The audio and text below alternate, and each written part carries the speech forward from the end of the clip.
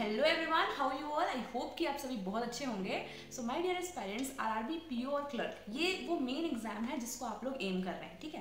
तो इस समय पर जो सबसे ज़्यादा लोग परेशान है ना, वो इस बात को लेकर होते हैं कि हमारे मॉक्स में मार्क्स नहीं आ रहे हैं, ठीक है। और जो लोग ये परेशान हो रहे हैं ना, सबसे फर्स्ट थिंग आपको बता दूं कि बहुत सही रास्ते में आप जा रहे हैं, क्योंकि ऐसे बहुत सारे एस्पायरेंट्स हैं जो मॉक से भाग रहे हैं, जो इस समय पर मॉक देते ही नहीं है। वो सिर्फ और सिर्फ पढ़ाई कर रहे हैं, सिर्फ प्रैक्टिस कर रहे हैं, लेकिन मॉक्स नहीं दे रहे हैं। दैट मीन्स आप मिरर नहीं देख रहे हैं कि आप कहाँ पर लाई कर रहे हैं। ऐसे एस्पायरेंट्स जो इस समय पर मिरर देख रहे हैं, मॉक्स दे रहे हैं और उन्हें ये पता चल रहा है कि मेरे इतने ही मार्क्स आ रहे हैं, वो बिल्कुल सही डायरेक्शन में जा रहे हैं। लेकिन आपके क्वेश्चन ये है कि इस समय पर हमको ऐसा क्या करना है कि हमारे मॉक्स में मार्क्स इंक्रीज हो, हमारा परसेंटाइल इंक्रीज हो, अल्टीमेटली एग्जाम में अच्छे मार्क्स आए। तो ये जो सेशन है आपका, ये सिर्फ और सिर्फ हम यहाँ पर कुछ भी इस तरीके की बातें नहीं करेंगे कि आपको ऐसा करना चाहिए वैसा करना चाहिए।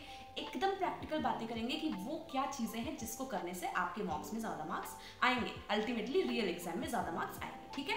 सो this is Sabiya here working as an RRB officer scale 1। मैं आपको यहाँ पर पूरे आरआरबी पीओ क्लर्क की जर्नी तक गाइड करूंगी, उसके बाद आने वाले एग्जाम्स के लिए भी गाइड करूंगी। सो अगर वीडियो पसंद आती है तो प्लीज़ चैनल को सब्सक्राइब कर दीजिएगा एंड नोटिफिकेशन बेल को हिट कर दीजिएगा। सो चलिए स्टार्ट करते हैं। हम लोग स्टार्ट करते हैं क्वांट से। हम लोग यहाँ पर क्वांट और रीजनिंग के बारे में बेसिकली बात करने वाले हैं, क्योंकि प्री ही वो एग्जाम है जहाँ पर हमारा मेन जो फोकस है ना, वो स्पीड पे होता है, ठीक है। मेंस में हमको थोड़ा सा एक सब्जेक्टिव नॉलेज चाहिए, है ना, उसको पूरा अटेम्प्ट करने के लिए। वहाँ पर इतनी हड़बड़ी नहीं होती जितनी प्री में होती है। प्री में it is all about speed, ठीक है। एक ऐसे लेवल पर सब लोग आ जाते हैं जहाँ पर सबको सारी चीज़ें बनने लगती है। सिंप्लीफिकेशन किससे नहीं बनता, क्वाड्रेटिक इक्वेशन किससे नहीं बनता। एक ऐसे लेवल पर लोग आ जाते हैं कि सारी चीज़ें बनने लगती है, लेकिन जो मेन रोल प्ले करता है वो है आपका time. Without any further ado, let's begin the session. So my dear parents, बात करते हैं क्वांटिटेटिव एप्टीट्यूड के बारे में। यहाँ पर बेसिकली क्या चीज़ें हम कर रहे हैं लेकिन जिसका हमको एहसास नहीं हो पाता है, वो ये है कि जो भी quadratic equation, number series, simplification, approximation, इसके क्वेश्चंस हमारे सामने आते हैं, सब लोग स्टार्टिंग इसी से करते हैं, ठीक है। लेकिन जो हमारा मेन टाइम है ना, वो इनको सॉल्व करने में चल जा रहा है। इसे स्पीड मैथ्स क्यों कहते हैं? स्पीड मैथ्स इसलिए कहते हैं क्योंकि ये वो सेक्शंस हैं जहाँ पर आपको सबसे ज़्यादा स्पीडली सॉल्व करना है, ठीक है। आपको अपने मन में ये डाल कर रखना है कि यहाँ पर 5 क्वेश्चन अगर आया है तो मुझे इसे 2 मिनट में कैसे भी सॉल्व करना है। तो अगर समझ लीजिए स्पीड मैथ्स वाले 15 क्वेश्चन आए हैं तो आपको 6 to 7 मिनट्स में उनको पूरी तरीके से सॉल्व करना है। हम क्या कर रहे हैं ना कि यही वो इजी क्वेश्चंस जो जिसकी प्रैक्टिस हम हर दिन करते हैं, जो हमसे बनता ही बनता है, उस पर हम क्या हो रहा है, सॉल्व करते वक्त थोड़ा सा ज़्यादा टाइम ले रहे हैं। इसके वजह से हमारे आगे के पोर्शंस इफेक्टेड हो रहे हैं, जैसे कि डीआई और अरिथमेटिक, ठीक है। तो हमको क्या करना है कि इनको सबसे पहले जब हम सॉल्व करना स्टार्ट करते हैं तो एकदम स्पीडली सॉल्व करना है ताकि ये जल्दी सॉल्व हो जाए। देखो, क्वाड्रेटिक इक्वेशन बन जाता है, सिंप्लीफिकेशन, अप्रॉक्सीमेशन बन जाता है, उसके कुछ पर्टिकुलर आंसर आ जाते हैं, हम लोग टिक कर देते हैं। लेकिन नंबर सीरीज अगर एक स्टूडेंट बना रहा है, एक बना दूसरा नहीं बना, वहाँ पे ना लॉजिक आता है, कहीं ना कहीं it forms part of reasoning, कि वहाँ पर पैटर्न जिस स्टूडेंट ने पहचान लिया तो वो बना लेगा, जिसने नहीं पहचाना वो नहीं बना पाता है। तो यहाँ पर नंबर सीरीज के सिचुएशन में हमसे क्या है, थोड़ा सा लेट हो जाता है। तो इससे क्या होता है ना, हमारे आगे के पोर्शन इफेक्टेड हो जाते हैं। तो हमको क्या करना है, नंबर सीरीज के केस में अगर मुझे वो पैटर्न समझ में आ गया कि मुझे किस पैटर्न से सॉल्व करना है, तो it will be very easy. तो हमारे साथ ऐसा होना चाहिए कि नंबर सीरीज का क्वेश्चन देखते के साथ हमारे पास ये दिमाग में आ जाना चाहिए कि यहाँ पर कौन सा पैटर्न लग रहा है। तो ये इस चीज़ के लिए मुझे एक वीडियो ने बहुत हेल्प की थी, करियर डिफाइनर की वीडियो है, ऑल इन वन वाली जो वीडियो होती है, जहाँ पर एक चैप्टर और एक वीडियो पूरी तरीके से फिनिश कर दिया जाता है। वहाँ पर आप नंबर सीरीज की वीडियो देखिएगा। मैं आपको बता रही हूँ कि आपको सबसे ज़्यादा बेनिफिट इस नंबर सीरीज वाली वीडियो से मिलेगा, ठीक है। क्योंकि एक बार उसको देखने से ना आपके माइंड में पूरे कॉन्सेप्ट्स क्लियर हो जाते हैं कि हाँ किस किस टाइप की नंबर सीरीज आ सकती है। तो इससे क्या होगा, आपका स्पीडी मैथ्स वाला जो पूरा सेक्शन है वो जल्दी सॉल्व होगा, जिससे कि आप आगे कर पाएंगे। अब डीआई के लिए भी सेम चीज़ बता रही हूँ।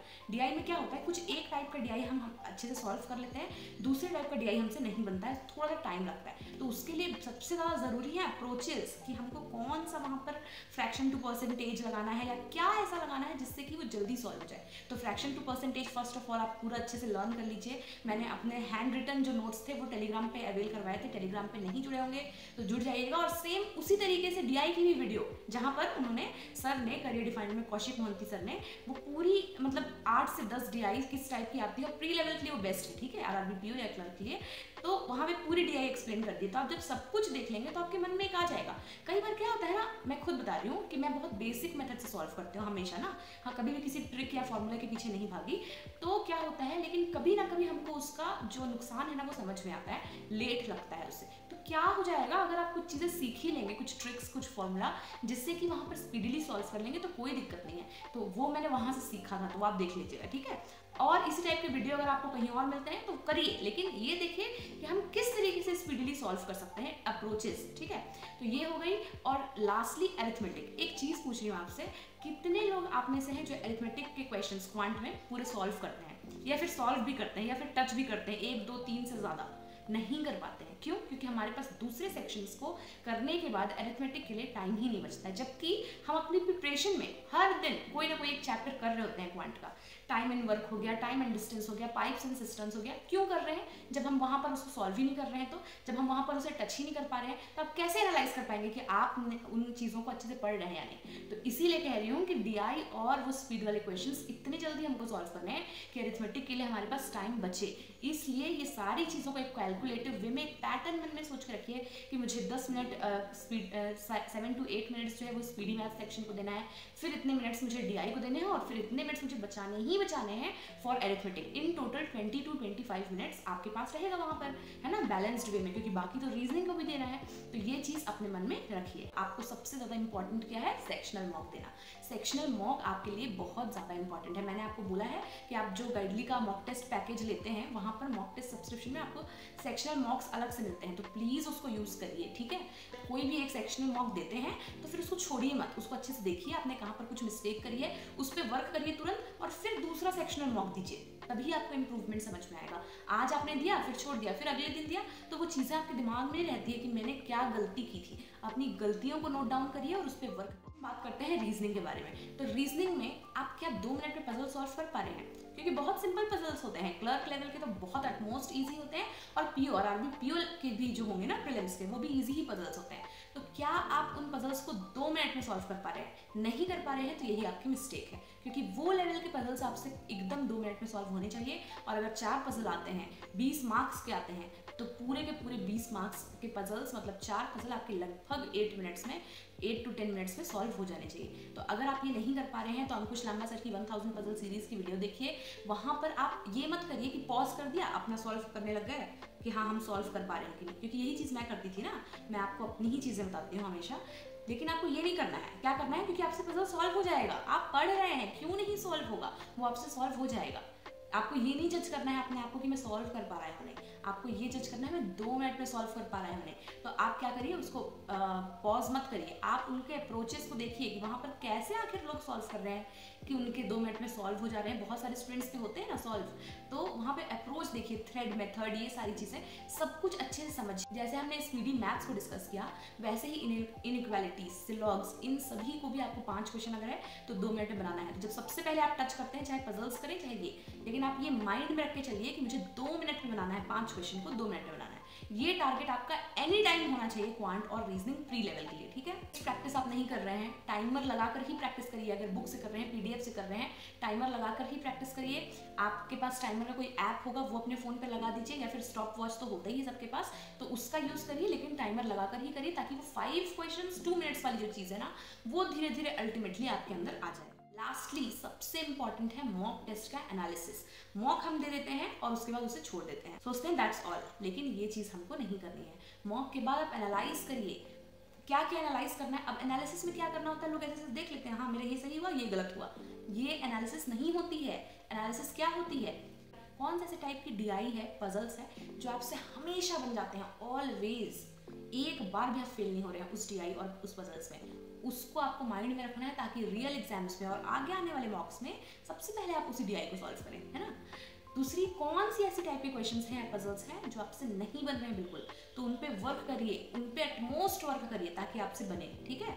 और इसीलिए मैं कह रही हूँ टाइप्स ऑफ पजल्स पूरे ध्यान रखिए, टाइप्स ऑफ DIs पूरे ध्यान रखिए कि आप सारे टाइप का प्रैक्टिस कर रहे हैं या नहीं, या फिर हर दिन जो प्रैक्टिस कर रहे हैं सिर्फ आप 4 में से प्रैक्टिस कर रहे हैं, बाकी जो 4 है वो आपके छूट जा रहे हैं। तो इसलिए वो DI वाली वीडियो जरूर देख लीजिएगा। और क्या आपको एनालिसिस करना है कि कौन ऐसे टाइप के क्वेश्चंस हैं जो वहाँ पे लिखा हुआ है इजी, क्योंकि उसका भी लिखा रहता है कि कौन सा इजी था, मॉडरेट था, डिफिकल्ट था, तो कौन सा ऐसे कोई क्वेश्चंस है ना जो इजी थे लेकिन जिसको आप हर बार छोड़ देते हैं ताकि वो आपके दिमाग में रहे कि ये तो क्वेश्चंस इजी है, ये तो लोग जल्दी सॉल्व कर ले रहे हैं, और मैं इस पे टाइम ना देकर कुछ ऐसे क्वेश्चंस पे ज़्यादा टाइम दे रहा हूँ जो कि फिर मुझसे इतने टाइम देने के बाद भी अल्टीमेटली नहीं बना। तो ये होता है एनालिसिस। तो एनालिसिस ज़रूर करिए। आई होप आपको इस सेशन से बहुत हेल्प मिलेगी। जो चीज़ें मैंने क्वांट में बोली, जो चीज़ें मैंने रीजनिंग में बोली, और जो ये मॉक वाली चीज़ बोली, इसको सबको अगर आपने इम्प्लीमेंट कर लिया, अल्टीमेटली आपके मार्क्स बढ़ेंगे और धीरे धीरे बढ़ेंगे। इसलिए पेशेंस रख के ये सारी चीज़ें अच्छे से फॉलो। सिर्फ सुनकर मत जाया करिए कि यहाँ से आपने सुन लिया और यूट्यूब से चले गए और रैंडमली फिर आपने कोई दूसरा वीडियो खोल लिया कि क्यों मार्क्स नहीं आ रहे हैं। अरे ऐसे नहीं आएंगे मार्क्स आपके। आपको जो चीज़ें हम बता रहे हैं वो आपको फॉलो करनी पड़ेगी, क्योंकि मैं अपनी बात कर रही हूँ, मैं हमेशा वही चीज़ें आपको बताती हूँ जो मैंने फॉलो करी, मुझसे गलत हुई लाइफ में एग्जाम्स के मामले में, और फिर मैंने उन चीज़ों से सीखा और तब वो चीज़ें बेटर हुई। ठीक है, so that was all today my dear parents. I hope this session was helpful for you, and if it was, please subscribe to the channel and also hit the notification bell icon. So that was all. This is Sabia signing off. See you all in my next session. Till then, stay happy, stay blessed, keep learning, and thank you so much for watching.